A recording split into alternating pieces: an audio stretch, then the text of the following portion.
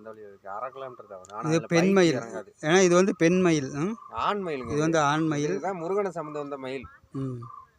முருகனோட வாகனம் வந்து ஆண்ங்க, ஆண் மயில் தான். இப்போ இது வந்து பார்த்தீங்கன்னா இது கரெக்டாக இது வந்து தலை.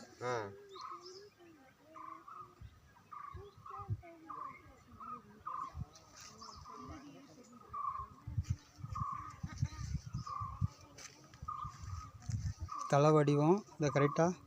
இது தோகை, இது வந்து கால். இது வந்து கால், இது கால், இது தோகை. ரொம்ப வளருது. போற காலத்துல இப்படி வந்துரும் போல. இப்படி வர வர அடையாளம் மாறிடும். அதே அந்த அச்சு மட்டும் தெரியணும், அடையாளம் மாறிடும். இது ஆண் மயில், பெண் மயில். இது வந்து பெண் மயில்.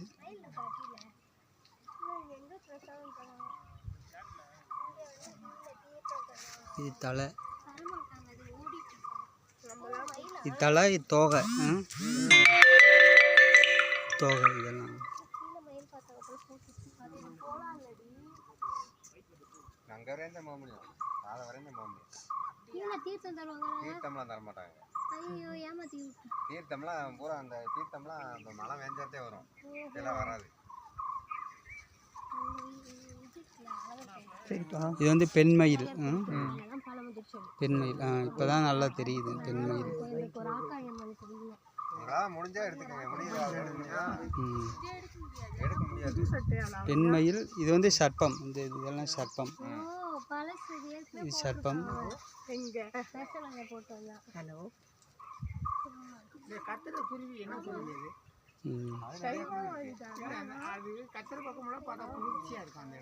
இது ஆண்மயில். எல்லா குருவியுமே கத்தும், வெளிநாட்டு குருவி மட்டும் தான் வராது. இயற்கையான குருவி பூராமே வரும். அதே மாதிரி மணிக்குருவின்னு ஒன்று இருக்கு, கரெக்டாக 1/2 மணி நேரத்துக்கு ஒரு தடவை கத்தும். 1/2 மணி நேரத்துக்கு ஒரு. இப்போ ஒரு 4 மணிக்கு கத்துச்சுன்னா தோகையை நல்லா விரிச்சு வச்சிருக்கிறதுனால ஆண்மயில். இது பலாமா, இது என்ன மரங்க? அது அதெல்லாம் காட்டு மரம் தான். இது காலு, காட்டு மரம். இதுல என்ன அதிசயம்னா இது காலு.